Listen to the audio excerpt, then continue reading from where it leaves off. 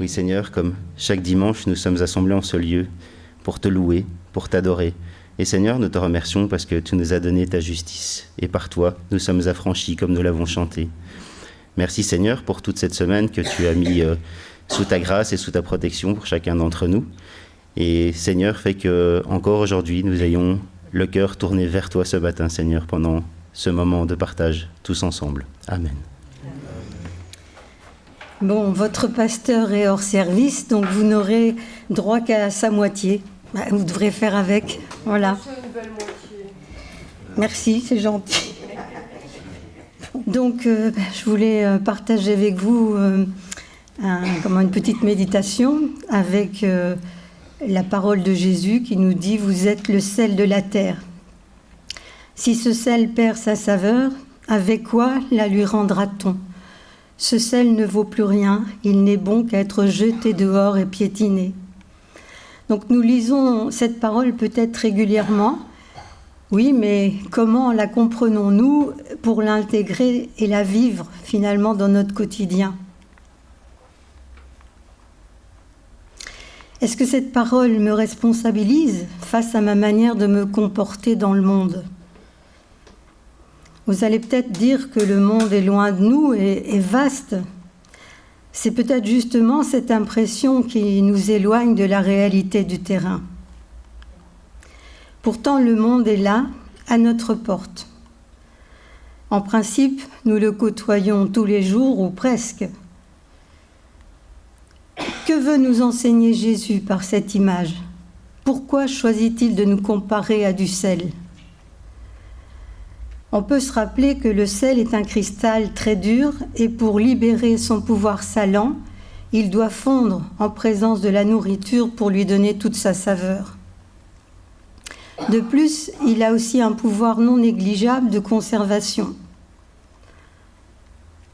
Est-ce que cette image n'est pas parlante ?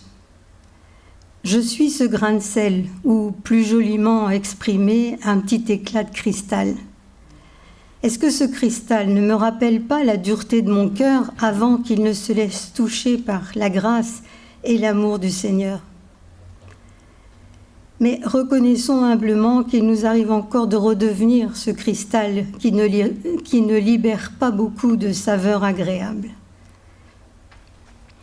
Accepter de se laisser fondre n'est pas sans nous rappeler la mort à soi-même, si bien illustrée par l'image du grain de blé dans Jean 12, 24 et 25.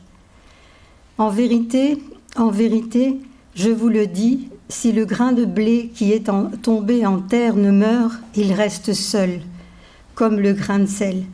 Mais s'il meurt, il porte beaucoup de fruits, beaucoup de saveur. Celui qui s'attache à sa propre vie la perdra, mais celui qui fait peu de cas de sa vie en ce monde la gardera.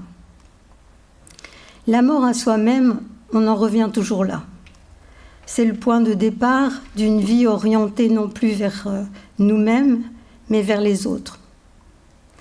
C'est l'ABC indispensable pour entamer une vie chrétienne qui a du sens et qui est porteuse de fruits.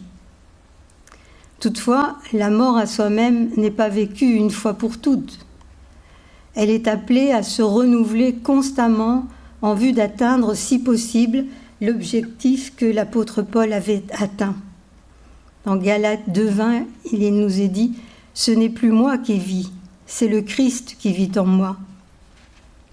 Mais ne nous faisons pas trop d'illusions, le combat entre ma nouvelle nature en Christ et mon ancienne nature durera autant que mes jours. Trop souvent encore, le moi reprend le terrain qu'il a perdu dans ma manière de penser, d'agir et parfois même de vivre. Finalement, le moi s'oppose à l'Esprit Saint. C'est vrai que ne plus vivre pour moi-même peut, au premier abord, me paraître réducteur, un peu comme une amputation de ma personnalité. Je pourrais aussi m'imaginer que cette mort à moi-même risque de m'infantiliser alors que c'est tout le contraire. Elle ne nous mène jamais dans une impasse, mais toujours dans la bonne direction. Car c'est dans une vraie communion avec l'Esprit du Seigneur que l'on découvre un renouvellement de l'intelligence spirituelle qui nous offre une autre qualité de vie. Mourir à moi-même, c'est renaître avec le Christ, et dès lors, je ne suis plus jamais seule.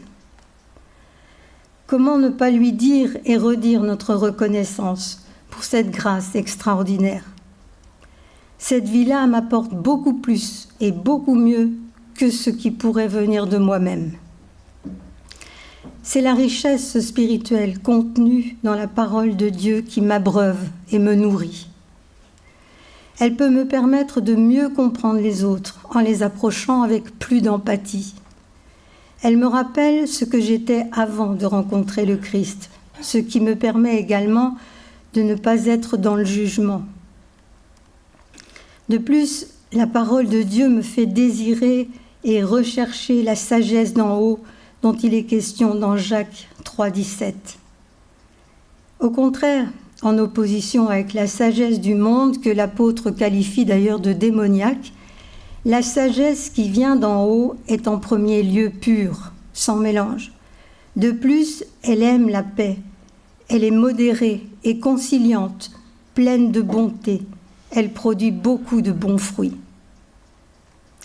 Alors qu'à l'inverse, lorsque je suis préoccupée uniquement par ce qui me concerne, par ce qui concerne ma petite personne, je dépense mon argent pour payer ce qui ne nourrit pas. Je travaille pour une nourriture qui ne rassasie pas, comme le fait remarquer le prophète Ésaïe 55, 1, 2. Vous tous qui avez soif, venez, voici de l'eau.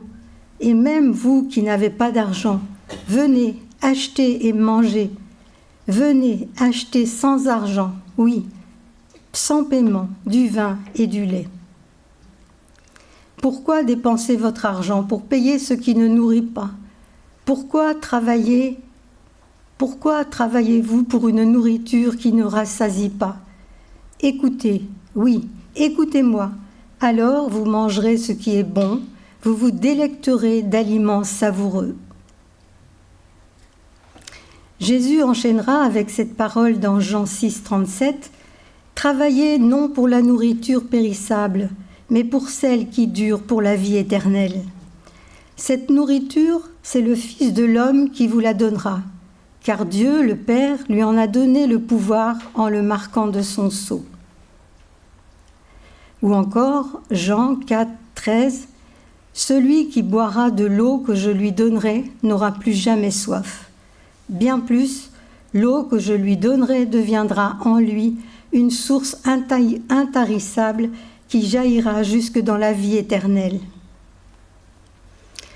Dans la même logique, Jésus nous rappelle dans Matthieu 6, 33, « Faites donc du règne de Dieu et de ce qui est juste à ses yeux votre préoccupation première, et toutes ces choses vous seront données en plus. » Celui qui s'occupe de l'œuvre de Dieu, Dieu s'occupera parfaitement et abondamment de sa personne et de ses besoins.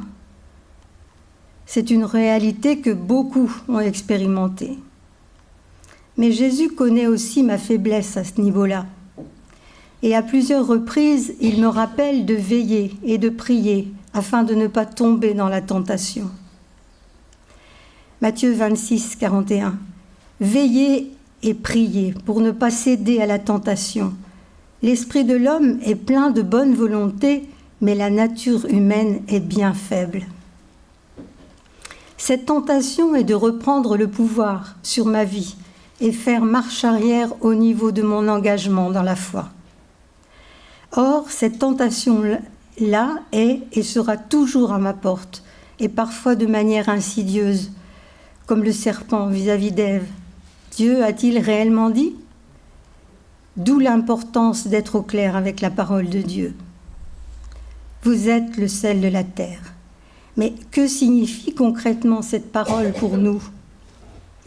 Pour ma part, je comprends que, comme le sel, je dois me fondre dans la mort à moi-même pour donner de la saveur, non pas à la nourriture, mais au monde. Le monde, celui que je côtoie de près, comme ma famille, mes frères et sœurs dans la foi, et celui que je côtoie de plus loin.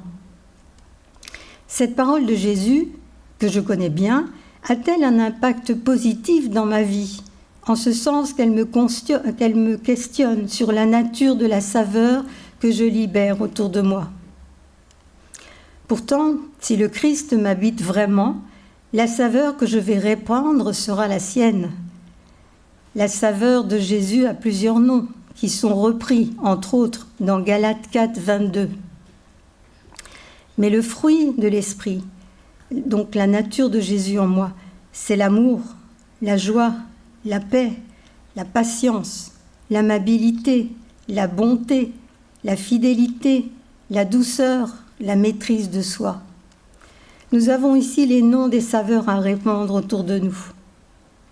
Bien sûr, je n'ai pas la prétention de porter tous les fruits de l'esprit, mais je suis en chemin vers le but que le Seigneur m'a assigné, celui de répandre ses saveurs et non les miennes. Il faut bien reconnaître que lorsque mon cœur ne se laisse pas régénérer et habiter par l'Esprit Saint, les saveurs que je vais répandre autour de moi sont bien différentes. À certains moments, elles risquent même d'être des saveurs amères, arrogantes, orgueilleuses, piquantes, fades, etc. La liste n'est pas exhaustive. Honnêtement, on peut se reconnaître dans l'une ou l'autre de ces saveurs. Par exemple, le goût que j'ai perdu. La fadeur me ramène à l'image du sel qui a perdu son pouvoir salant. Le sel qui reste dans sa boîte au sec restera seul et inutile. Combien de fois ne ressemblons-nous pas à ce sel en boîte dans nos petites maisons au sec, sans jamais nous fondre et nous mouiller dans les problèmes et dans les souffrances de nos frères et sœurs, sans parler de notre prochain. Il faut peut-être se rappeler que le christianisme est avant tout relationnel et c'est l'une de ses richesses. Car l'indifférence est la pire des violences. Fruit de notre égoïsme, elle nous a peut-être souvent obstrué la vue au point de passer à côté de ce prochain-là sans même le regarder ou lui adresser un sourire, faute de mieux. Il est évident qu'en vivant de cette manière, nous aurons très peu l'occasion de répandre la saveur de l'amour de Jésus. De plus, si nous sommes devenus insipides, ne soyons pas étonnés d'être si peu attirants. Le sel a aussi cette propriété étonnante, le fabuleux pouvoir de conservation.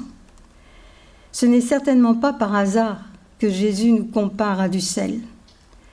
Si le Seigneur nous a placés dans ce monde, c'est pour nous démarquer avec sagesse et intelligence de toutes les pensées antichrétiennes. Systèmes de pensée qui vont à l'encontre des lois immuables de Dieu et qui conduisent l'humanité à la déchéance sur le plan moral et spirituel. Éphésiens 4, 15. Veillez donc avec soin à votre manière de vivre. Ne vous comportez pas comme des insensés, mais comme des gens sensés. Mettez à profit les occasions qui se présentent à vous, car nous vivons des jours mauvais. Ou encore, Colossiens 4, 6. Que votre parole soit toujours accompagnée de grâce, assaisonnée de sel, pleine de saveur, afin que vous sachiez comment il faut répondre, avec à propos, à chacun. Mais comment peut-on perdre la saveur de Jésus-Christ? La réponse nous est donnée par Jésus lui-même dans Jean 15, 6. « Si quelqu'un ne demeure pas en moi, il est jeté dehors, comme le sarment, et il sèche. Puis on le ramasse, on le jette au feu, et il brûle. » Et à propos du sel, Jésus dira « Si le sel perd sa saveur, il ne vaut plus rien.